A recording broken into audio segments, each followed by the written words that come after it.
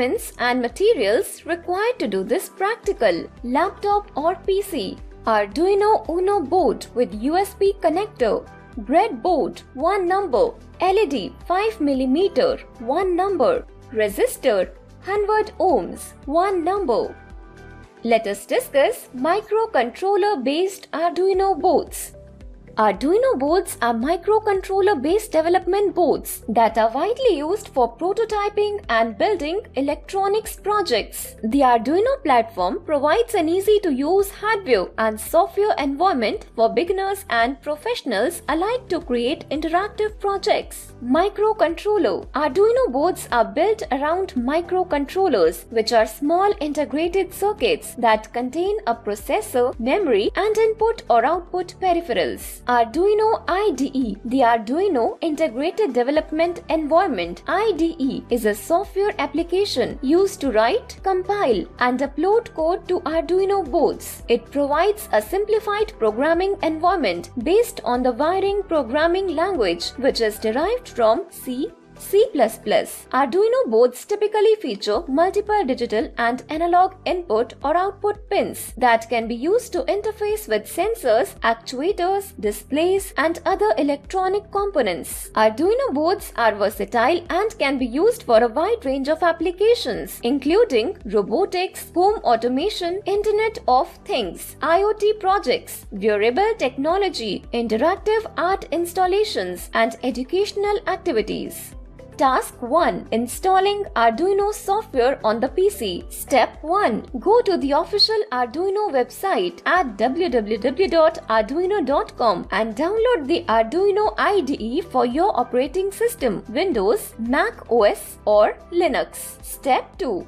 Once the download is complete, locate the downloaded file and run the installer. Step 3. Follow the installation wizard. The installation wizard will guide you through the installation process. Follow the on-screen instructions and you can usually stick with the default settings unless you have specific preferences. Step 4. Once the installation is complete, you should see a shortcut for the Arduino IDE on your desktop. Step 5. Double-click on the Arduino IDE shortcut to open the application. Task 2. Connect microcontroller-based Arduino board to computer. Step 1. Ensure you have your Arduino board. Example: Arduino Uno, Arduino Nano, Arduino Mega, a USB cable, usually USB-A to USB-B, and your computer. Step 2. Plug one end of the USB cable into the USB board on your Arduino board. The port is typically located near the power jack or on the edge of the board. Then connect the other end of the USB cable to an available USB port on your computer. Step 3. After connecting the Arduino board to your computer, you may need to check if it's recognized. On Windows, you can open Device Manager and look for the Arduino under the ports,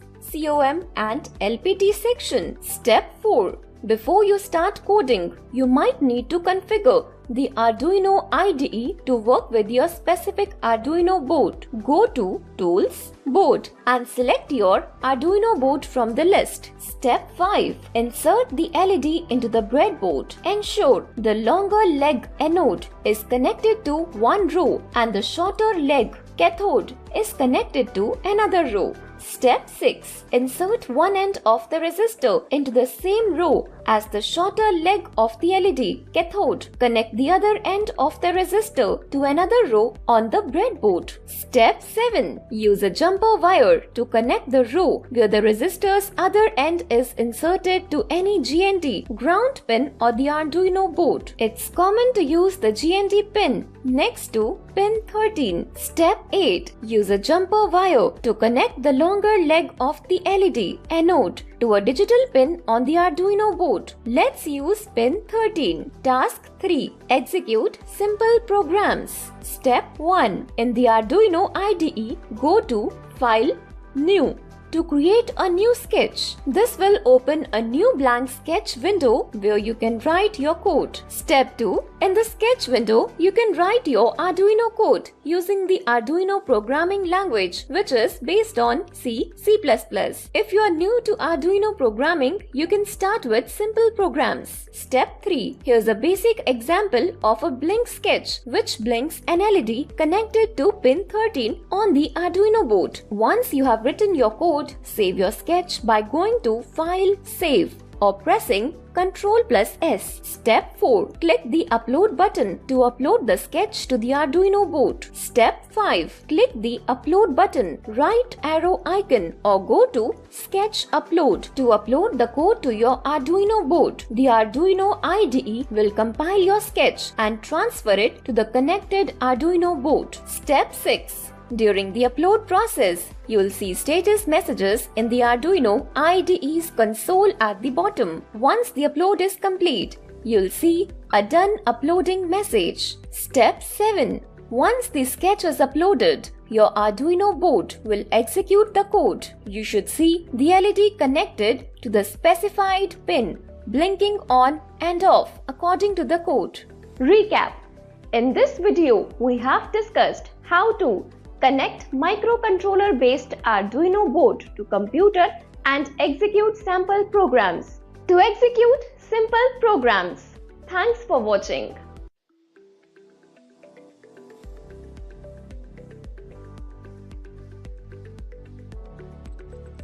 Hi everyone, in today's video, let us learn how to flash the various brands of cell phones or smartphones.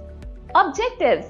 At the end of this video, you will be able to identify the flashing tools, perform a flashing process, flash the various brands of cell phones and smartphones. Let us collect the tools and equipment required to do this practical. Cell phone or smartphone with SD card, 1 number. Data connection to the cell phone, 1 number. Desktop computer or laptop, 1 number. Let us discuss the flashing process on a smartphone. Flashing typically refers to the process of installing or updating the operating system or firmware on the device. This can involve replacing the existing operating system with a newer version, installing a custom ROM, customized version of the operating system, or applying patches and updates provided by the manufacturer or third-party developers. Task 1. Identify the flashing tools. Let us discuss flashing tools. A flashing tool for smartphones is a software application or utility designed to facilitate the process of flashing firmware, custom ROMs, recovery images, and other software components onto a smartphone or tablet device. Number 1. Odin. Odin is a popular flashing tool specifically designed for Samsung Android devices. It's commonly used to flash firmware, custom ROMs, kernels, and recovery images on Samsung smartphones and tablets. Number 2. SP Flash Tool. The SP Flash Tool is primarily used for MediaTek-powered Android devices. It allows users to flash firmware, custom ROMs, recovery images, and more on smartphones and tablets with MediaTek chipsets. Number 3. Fast Boot or ADB. Fast Boot or ADB, Android Debug Bridge, are command line tools included in the Android SDK software development kit. They are commonly used for flashing Google Pixel devices and other Android devices that support Fast Boot mode. Fast Boot is particularly useful for unlocking the bootloader, flashing partitions, and performing other low-level tasks. Number 4. Mi Flash Tool. Mi Flash Tool is developed by Xiaomi for flashing firmware on Xiaomi Mi smartphones and tablets. It supports flashing both stock ROMs and custom ROMs, as well as unbricking devices and restoring stock firmware. Number 5. SPD Flash Tool. SPD, Spread Drum Flash Tool. Flash Tool is used for flashing firmware on smartphones and feature phones powered by Spread Drum SPD chipsets. It supports flashing stock firmware, custom ROMs and other firmware components. Number 6. Qualcomm Flash Image Loader QFIL. QFIL is a flashing tool specifically designed for Qualcomm-powered Android devices. It allows users to flash firmware, stock ROMs and other firmware components on Qualcomm-based smartphones and tablets. Xperia Flash Tool. Xperia Flash Tool, developed by Sony, is used for flashing firmware on Sony Xperia smartphones and tablets. It supports flashing stock, ROMs, custom ROMs and other firmware components. Number 8. Research Download RDA Flash Tool. Research Download is used for flashing firmware on feature phones and smartphones. Powered by RDA Microelectronics chipsets. It supports flashing stock firmware, custom ROMs and other firmware components. Task 2. Perform a flashing process. Precaution. Number 1. Brand and model must be same. You can verify or net confirm your smartphone. Number 2. Never downgrade Android version of your smartphone. Number 3. Before trying anything, make a complete backup of your data in a computer. Number 4. The above tutorial only works with the stock firmware or custom ROM which comes with the scatter file in it. Number 5. Take a backup of your important data before using the smartphone flash tool, because during the flashing process, your personal data will be removed permanently. Step 1. Use a USB cable to connect your mobile device to your laptop. Make sure both devices are powered on. Step 2. Once connected, your laptop should recognize your mobile device as a storage device. Step 3. Select the files or folders you want to backup. Step 4. Copy and paste them onto your laptop's hard drive or an external storage device connected to your laptop. Step 5. After the backup process is complete, verify that your files are safely stored on your laptop or external storage device. Step 6. Press and hold the power button until the power off menu appears on the screen. Then select power off or a similar option to shut down your device. Step 7. Use your fingernail or a pry tool to carefully lift the cover away from the phone and remove the battery if it is removable. Step 8. Download the stock ROM or custom ROM software that you want to flash on your Android smartphone and copy it on your computer. Step 9. Before downloading any ROM, ensure you know the exact model of your smartphone. Step 10. Look for a trusted website or forum where ROMs are available for download. Some popular sources include XDA developers, Android forums, or the official website of your smartphone's manufacturer. Step 11. Once you have found a reputable source, navigate to the ROM section for your specific device model. Look for the ROM version that you want to install, stock or custom, and ensure it's compatible with your device. Step 12. Download and copy smartphone flash tool on your computer. Step 13. Open a command prompt or terminal window on your computer and navigate to the directory where you downloaded the firmware files. Use the ADB and fastboot commands to flash the firmware onto your device. The exact commands will depend on the firmware you are flashing, so make sure to follow the instructions provided with the firmware files. Step 14. The flashing process can take several minutes, so be patient and don't disconnect your device until it's finished. Step 15. Once the flashing process is complete, reboot your device. It may take a little longer than usual to boot up as it initializes the new firmware. Recap. In this video, so far we have discussed how to identify the flashing tools, perform a flashing process. Thanks for watching.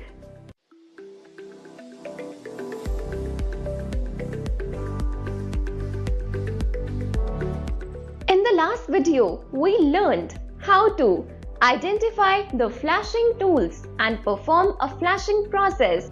In continuation of that, in this video, we are going to learn how to flash the various brands of cell phones and smartphones. Let us discuss how to flash Android mobile using the SP Flash tool. SP Flash tool is a utility specifically designed for MediaTek MTK devices. It's used to flash firmware, custom ROMs, stock ROMs and other system files onto MTK-based Android smartphones and tablets. Step 1. Before flashing your smartphone, ensure you have backed up all important data such as contacts, photos, videos and documents. Flashing can erase everything on your device. Step 2. Make sure you have the correct firmware for your specific smartphone model. Using incorrect firmware can lead to device malfunctions or bricking. Download the latest version of SP Flash tool from a trusted source and extract the files to a folder on your computer. Step 3. Open the SP Flash tool application by double-clicking on the flash_tool.exe file within the extracted folder. Step 4. In SP Flash tool, click on the Scatter Loading button and select the star.txt from the firmware folder. Step 5. Power off your smartphone completely and remove the battery if removable. Reinsert the battery if applicable, but do not power on the device. Step 6. Using a USB cable, connect your smartphone to the computer while holding down the volume down or volume up button depending on the device to enable the bootloader or download mode. Step 7. Once your smartphone is connected in download mode, click the download button in SP Flash tool to start the flashing process. The tool will begin transferring the firmware files to your smartphone. Step 8.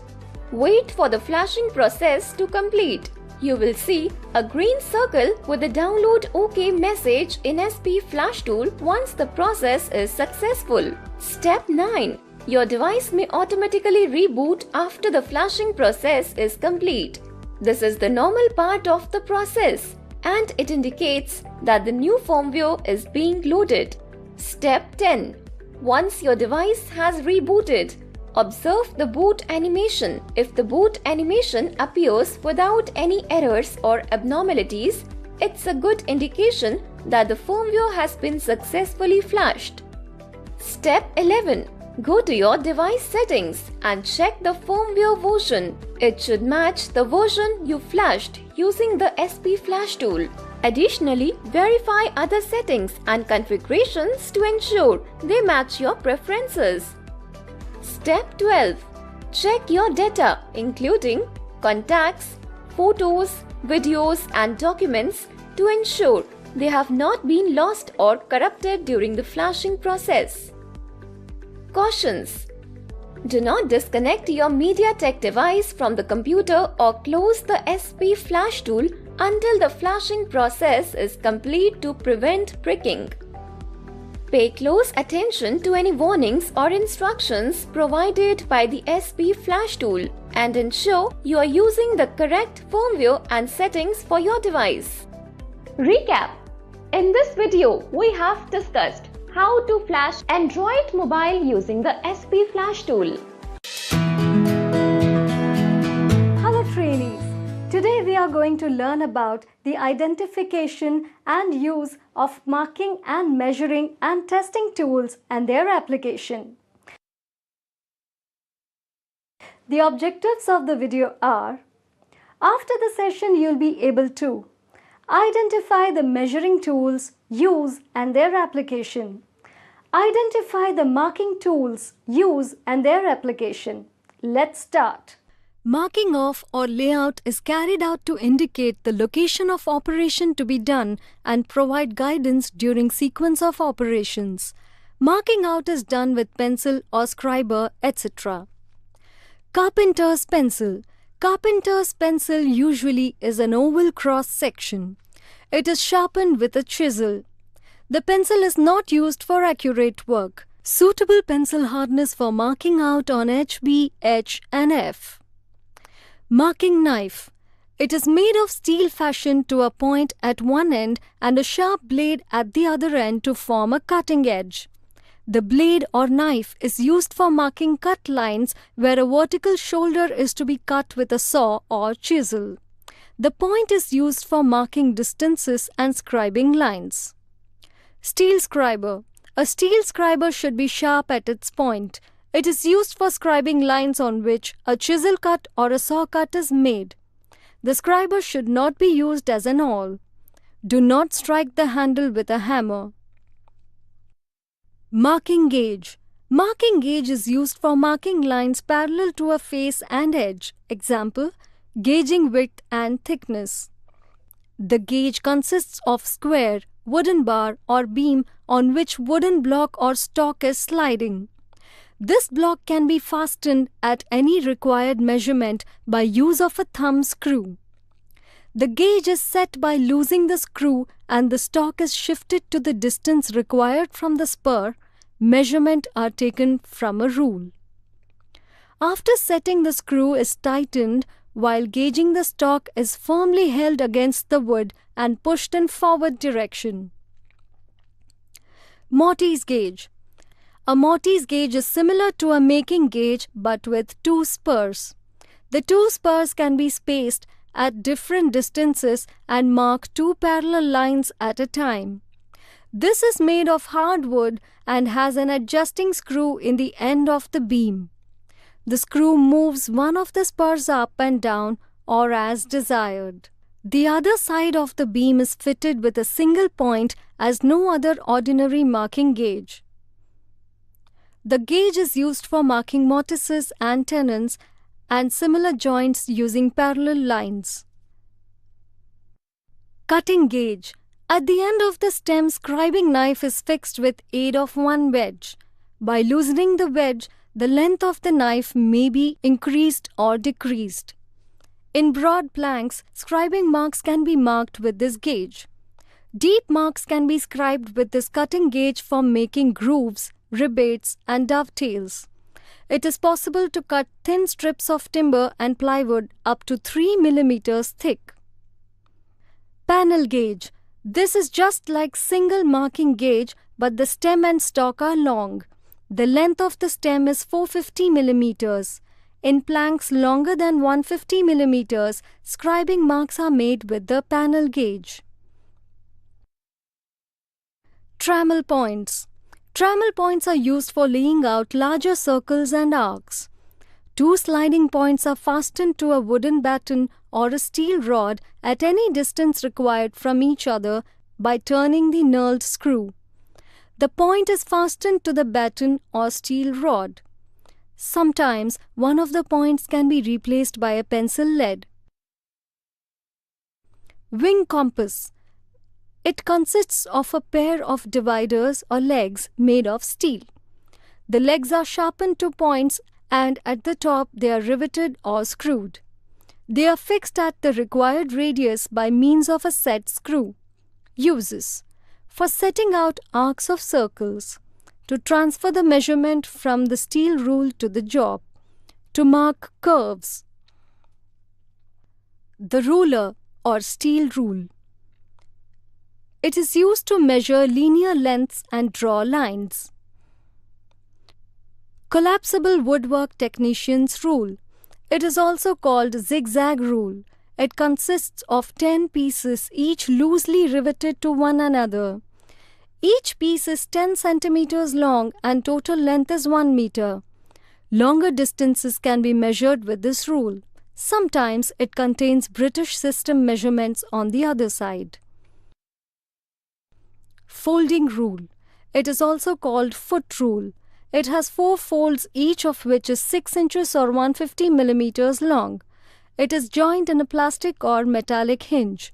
After taking measurements, keep the scale folded and free from dust. It is easily carried in packets. Metal clip is provided at the end of this rule to avoid wear and tear. Tape measurement rule. Tape measures are used for longer measurements. The tape is made of steel and is durable and accurate. When not in use, the tape should be kept in the box. Divisions are made in centimeters or in inches. Tape measure has a sliding end piece for inside and outside measurement. Combination set. Combination sets can be used for different types of work like layout work, measurement and checking of angles. The combination set has a protractor head, square head, center head, rule. Protractor head. The protractor head can be rotated and set to any required angle. The protractor head is used for marking and measuring angles within an accuracy of 1 degree. The spirit level attached to this is useful for setting jobs in a horizontal plane. Square head. The square head has one measuring face at 90 degrees and another at 45 degrees to the rule. It is also used to mark and check 90 degrees and 45 degrees angles. It can also be used to set workpieces on the machines and measure the depth of slots. Center head. This, along with the rule, is used for locating the center of cylindrical jobs. Calipers. Calipers are simple measuring instruments used to transfer measurements from a steel rule to objects and vice versa. Calipers are of different types depending on the type of the joint and the shape of the leg. Types of joints. The commonly used calipers are firm joint calipers and spring joint calipers. Recap. The training session covers identifying and using, measuring, marking and testing tools in woodworking. It details various tools like woodwork technician's pencil, marking knife, steel scriber, marking gauge, Mortise gauge, cutting gauge, trammel points, wing compass, rulers, tape measurement rule and combination sets. These tools serve specific purposes in layout, measurement and angle checking for accurate woodworking. The session emphasizes proper tool usage including pencil hardness selection, sharpening techniques and practical applications such as marking mortises, scribing lines and measuring angles. Hope you understood everything taught in this session. See you in another video. Thank you and goodbye until then. Hello trainees. Today we are going to learn about identification of tools. The objectives of this video are: after the session you will be able to identify the measuring tools, use and their application. Identify the testing tools, use and their application. Let's start. Recap. Firm joint calipers. In the case of firm joint calipers, both legs are pivoted at one end. To take the measurements of a workpiece, the caliper is opened roughly to the required size.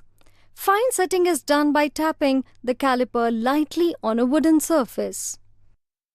Types of calipers. Outside and inside calipers are differentiated by the shape of the legs. Calipers used for outside measurements are known as outside calipers. The calipers used for internal measurements are known as inside calipers. Spring joint calipers. For this type of calipers, the legs are assembled by means of a pivot loaded with a spring. For opening and closing the caliper legs, a screw and nut are provided. Spring joint calipers have the advantage of quick setting. The setting made will not change unless the nut is turned. The size of a caliper is specified by its length, which is the distance between the pivot center and the tip of the leg. The accuracy of the measurement taken depends very much on the sense of feel or touch while measuring the job. You should get the feel when the legs are just touching the surface. Standard wire gauge. The job drawing indicate only gauge or thickness of the sheet to be used. Before starting the work, identify the correct thickness of the sheet. the thickness of the sheet is measured with the help of the standard wire gauge. These gaps or slots are of various width and correspond to certain gauge number. Gauge number is stamped on one side of each slot and on the other side. The decimal part of an inch is stamped to show the thickness of the sheet and diameter of the wire. Thickness of the sheet is checked by inserting the edge of sheet in the appropriate slot of the standard wire gauge. Wire diameter is checked by inserting the wire only in the slot and not in the circle. Higher the SWG gauge number, lesser the thickness of the sheet. Tri-square. The tri-square is a precision instrument which is used to check squareness of a surface. The accuracy of measurements by a tri-square about 0.002 mm per 100 mm length, which is accurate enough for most workshop purposes. Uses. The tri-square is used to check the flatness of the surface, to check the squareness of edge, to check the inside squareness.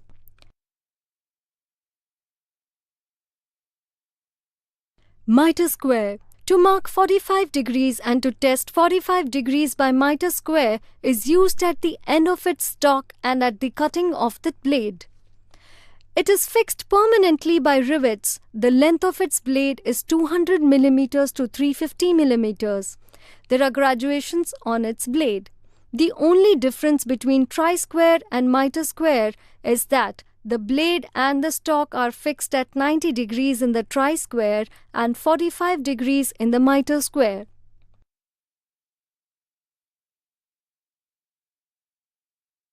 Spirit level. A spirit level is used principally by the woodwork technician. It consists of a piece of wood. Common wood for spirit level is teak wood or aluminium, into which a spirit level glass is fastened horizontally and vertically. As the glass tube is not filled, a bubble always remains. When the bubble is in the center of glass, indicated by lines marked on it, the structure on which the level rests is absolutely horizontal or vertical. In some spirit level, there will be two glass tubes perpendicular to the horizontal glass tube. This will be called as plumb glass and is used to test the perpendicularity of walls and windows. Straight edge. Straight edge made of steel or wood with perfectly straight parallel edges, although sometimes has only one straight edge. Uses. For testing the straightness of surface and edges. Its length is 1500 mm to 2000 mm breadth, 50 mm to 70 mm and thickness 20 mm. T-bevel or bevel square. The T-bevel is used to test and transfer angles other than right angles. The bevel is called sliding bevel because it has an adjustable sliding blade. The blade may be locked by a wing nut or set screw. The required angle is set from a straight edge and degrees are measured against a protractor. Uses. The sliding bevel is used for laying out dovetails, side rails for chairs, chamfers, bevels, and for transferring angles from the drawing to the workpiece. The parts of the bevel square. Plumb bob. This tool consists of a solid brass or metal cylinder with a pointed end which is attached to a suspending line so that its tip is always pointing vertically down. Its upper part is small wooden block with a hole drilled in its center so that the line with the cylinder on it can be pulled up or lowered down through the hole. The diameter of the wooden block is slightly greater than the diameter of the cylinder so that the cylinder can move freely up and down without touching the workpiece. The main use of the plumb bob is a more accurate replacement for the vertical spirit level and also to transfer points down vertically in marking. Recap. In this training session, trainees learn to identify and use measuring and testing tools. Firm joint and spring joint calipers are discussed, emphasizing their applications and proper usage. The session covers the standard wire gauge for measuring sheet thickness, the tri-square for checking squareness, the spirit level for determining horizontal and vertical alignment, the straight edge for testing straightness, the T-bevel for transferring angles, and the plumb bob for accurate vertical measurements. Each tool's purpose, usage, and key features are explained, providing comprehensive knowledge for effective tool identification and application. Hope you understood everything taught in this session. See you in another video. Thank you and goodbye. Until then. Hello trainees. Today we are going to learn the use of portable electrical drilling machines. The objectives of this video are: after the session you will be able to demonstrate the use of portable electrical drilling machines. Let's start. The first power tool selected for the home workshop is usually the portable electric drill. It may be used freehand for drilling or fixed in a drill stand for accurate vertical drilling, or it can also be used as a power source for small bench machines. Drills can be stored into two groups based on how well their motors turn electrical power into mechanical power while keeping the right speed and force to work properly without getting too hot. In simple terms, bigger drills usually have more power, allowing them to handle lighter tasks for extended periods and operate attachments more effectively.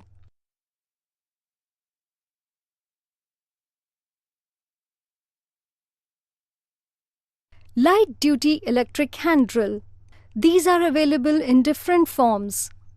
The electric hand drill has a small electrical motor for driving the drill. On the end of the spindle, a drill chuck is mounted, which will help us fit drill bits into the drill.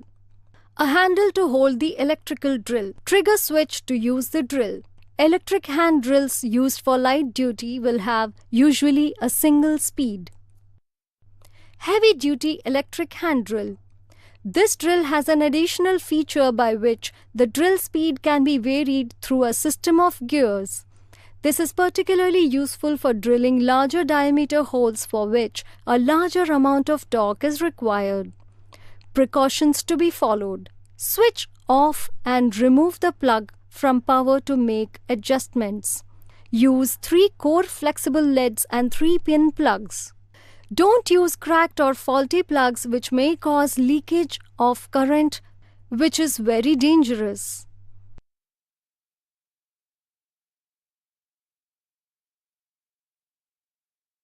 Now, let us set the portable drilling machine. Drilling. Select a drill bit as per the size of the hole you want to drill. Insert the key into the chuck hole and rotate anti-clockwise to open the jaws. Tighten the jaws firmly by rotating the key handle clockwise. Place the drill bit on the marked point of the job. Hold the drilling machine vertically to the job. Switch on the machine and drill a hole on the marked point of the job.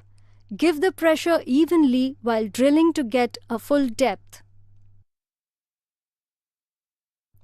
Using the drill.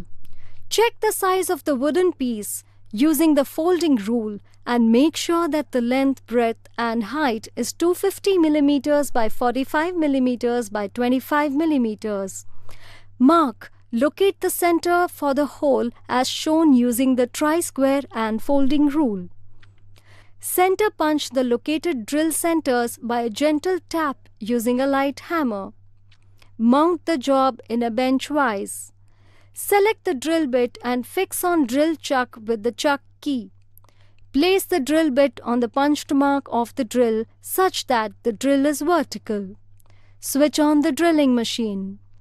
Drill through the hole. Give the pressure evenly while drilling to get full depth. Similarly, repeat the same process to drill other holes.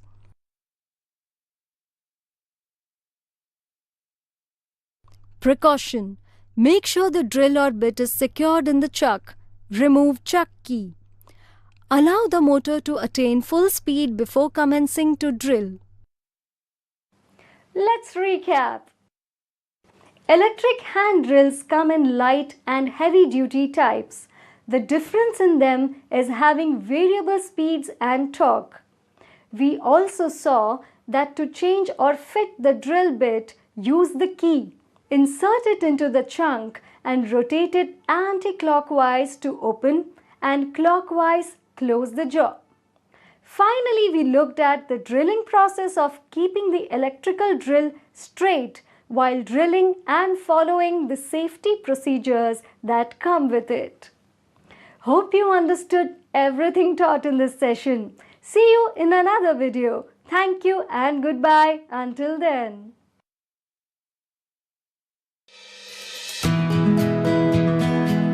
Hello trainees.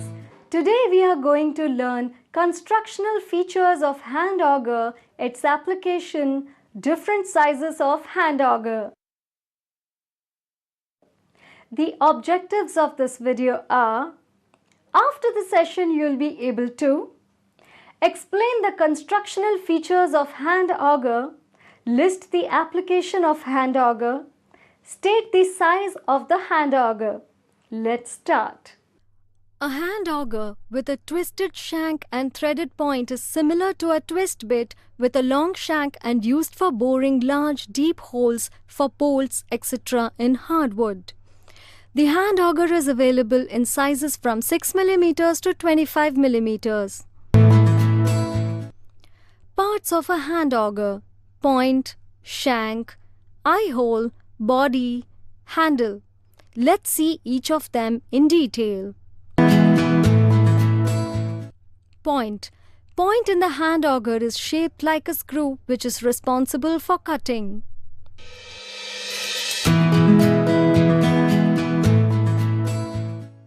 Shank. It consists of an eye hole to fit a crossbar or a handle to the shank so that it gives greater leverage.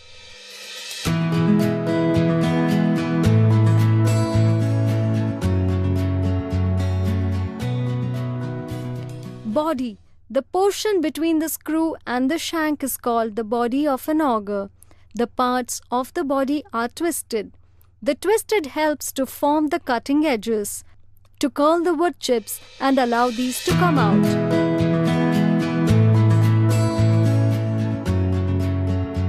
Handle. The handle is often made out of hardwood. It is fitted into the eye hole. The handle makes it easier for us to turn it, and so it gives greater leverage.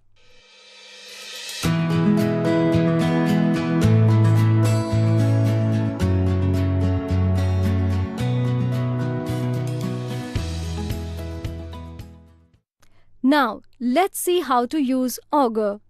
Sharpen screw point at a proper angle. Hold the auger straight. Mark the drill point with center punch.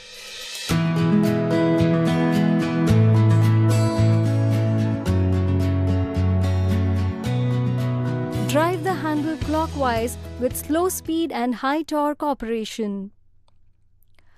Care and maintenance.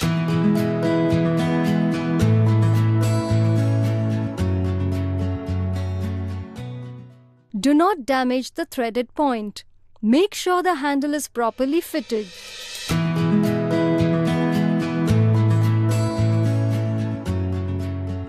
Now let's use the auger to make some holes.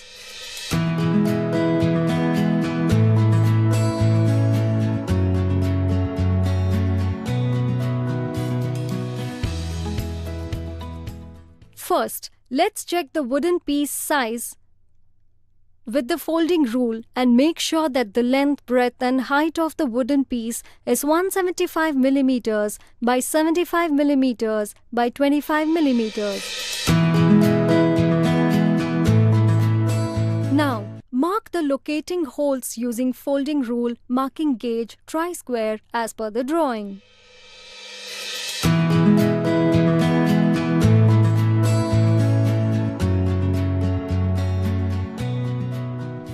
Hold the the wooden workpiece in vise firmly using the handle in the vise.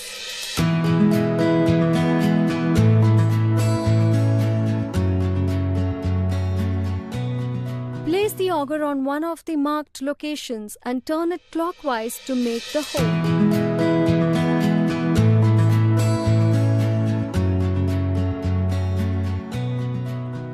Similarly, repeat the above process to make the other hole.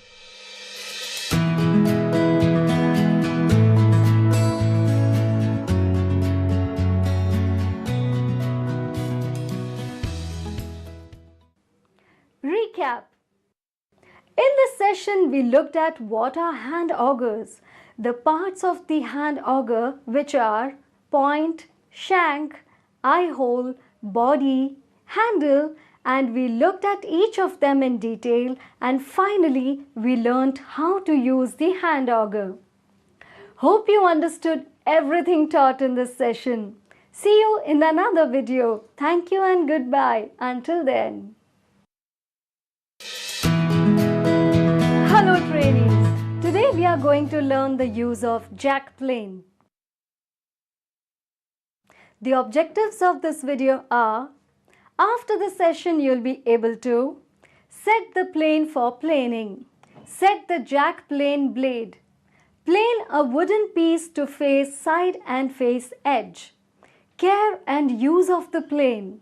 Let's first go through the job sequence and then the skill sequence. Let's start. Job sequence.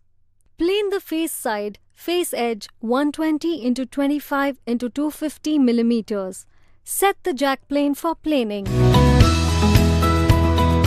Place the job on the workbench or hold the job on the carpenter's vise with face side up. Keep the packing piece between the job and the vise. Keep the job horizontally flat in the vise. Start planing the face side with jack plane.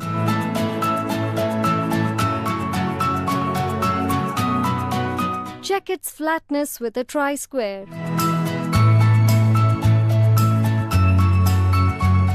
Mark the face side on the job using pencil.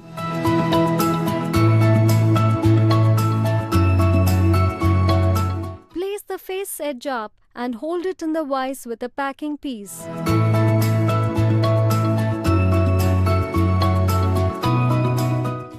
Plane it along the face edge. Check its squareness and flatness of the job. Mark the face edge on the job using pencil. Gauge to the required width of 100 millimeters on both sides using the mark gauge from the face edge. Plane down the gauge lines. Test for straightness and squareness.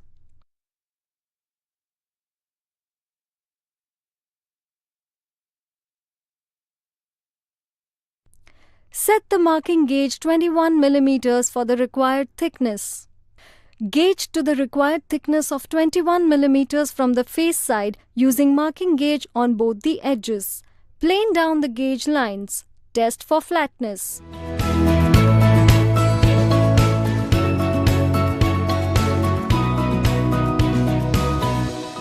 A jack plane is used to plane the wood to the required dimensions with smooth surface finish.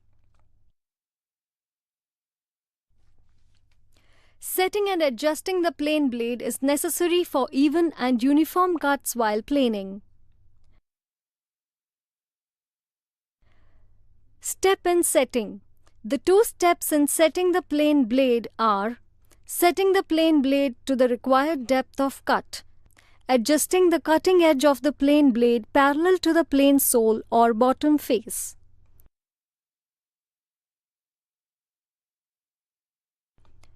Setting the plane blade to the required depth of cut. Hold the plane in the left hand, keeping the sole of the plane in line with your sight at a convenient distance. Turn the adjusting nut in an anti-clockwise direction to the required depth of cut until the cutting edge of the blade projects above the sole or bottom face of the plane.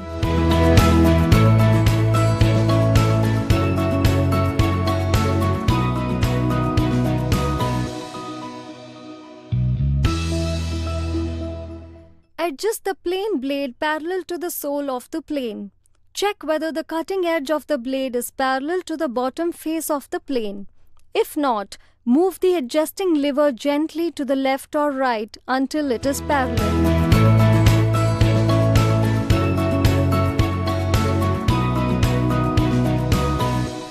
Place the job against the bench stop. Hold the plane with the right hand, keeping the index finger on the side. Place the palm of the left hand on the toe of the plane thumb and fingers on the side. Stand near the bench with left foot forward at 70 degrees with the neck and the right foot at a convenient distance. Place the plane straight on the job and give forward strokes. At the beginning of the stroke, exert more pressure with the left hand. As the stroke proceeds, gradually the pressure by the left hand is reduced. More pressure comes to the right hand. The main objective is to keep the plane always horizontal. Release the pressure on the back, stroke and merely draw the plane to the first position. Check the flatness of the surface occasionally with a tri-square or straight edge. Repeat the procedure till the surface becomes flat. Clean the job and clean the bench and tools.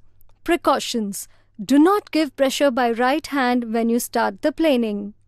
Do not put pressure by left hand at the end of the stroke. Try to plane the wood uniformly. Do not plane continuously without checking the surface. Do not take a big cut for finishing. Keep the plane when not in use on its side and not on its cutting edge. A jack plane is used to plane the wood to the required size.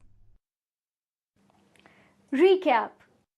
To plane a wooden piece that is 120 into 25 into 250 mm, use a jack plane. Begin by securing the job in a vise, ensuring a flat and horizontal position. Plane the face side and edge, marking them with a pencil. Gauge and plane to the required width, that is 100 mm, and thickness 21 mm, using a marking gauge. Set and adjust the plane blade for even cuts, considering depth and alignment parallel to the sole. Employ proper body positioning, apply consistent pressure, and check flatness with a tri-square during planing. Repeat until the surface is flat. Hope you understood everything taught in this session. See you in another video. Goodbye and thank you until then. Hello trainees. Today we are going to learn how to use the marking gauge and Mortise gauge. The objectives of this video are: after the session, you'll be able to demonstrate the use of marking gauge and Mortise gauge. Let's start. Perform the marking gauge and their application. The marking gauge is used to make an accurate mark parallel to the planed edge or side of a piece of wood for the purpose of obtaining the width, thickness, or depth of a groove. The marking gauge consists of spur, thumb screw, stock, beam.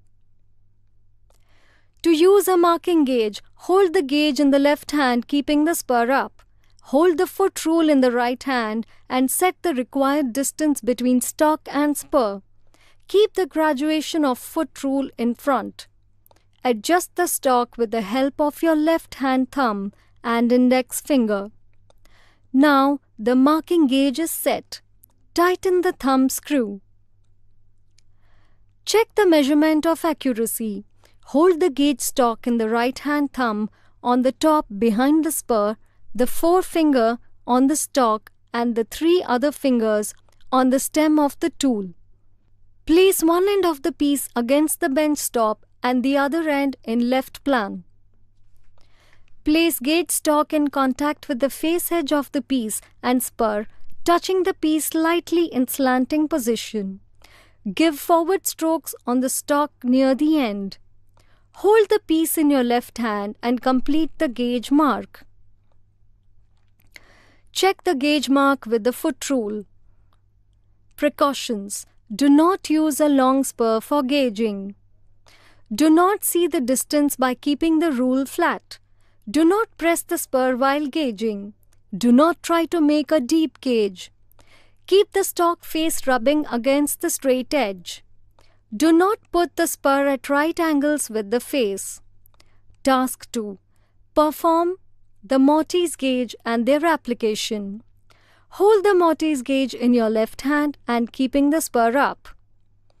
Hold the steel rule in the right hand and set the required distance between stock 2 spurs can be spaced at different distances and mark 2 parallel lines at a time. Keep the direction of the steel rule in front. Adjust the stock with the help of the left hand thumb and index finger. Now the Mortise gauge is set. Tighten the thumb screw to fix it in place. Hold the Mortise gauge stock with your right hand thumb on top. Place one end of the piece against the bench top and the other end in the left palm. Place gauge stock in contact with the face edge of the piece and spur, touching the piece lightly in slanting position. Give forward strokes on the stock near the end. Hold the piece in your left hand and complete the gauge marking parallel lines of tenons. Similarly, process the marked tenon line as per drawing. Check the gauge mark with steel rule.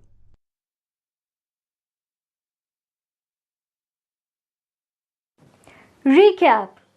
In this session, we looked at the usage of marking and Mortise gauges in woodworking. The marking gauge, comprising a spur, thumb screw, stock, and beam, is demonstrated for making accurate parallel marks on wood surfaces. Then we learned proper gauge setup, holding techniques, and precautionary measures to ensure accuracy. The Mortise gauge is introduced for marking parallel lines on tenons with emphasis on gauge setup, correct holding, and subsequent checks using the steel rule. Hope you understood everything taught in this session. See you in another video. Thank you and goodbye. Until then.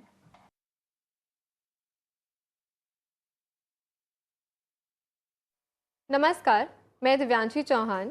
नमस्कार, मैं भगवती जबनाल। आप सभी का CSC कड़ी की तीसरी चर्चा में आपका स्वागत करते हैं। हमने अभी तक बात की सीएससी सेवाओं के बारे में, जिसमें त्यागी सर ने हमें सीएससी का एक ओवरव्यू दिया। साथ ही हमने बात की पीएमजी दिशा योजना के बारे में।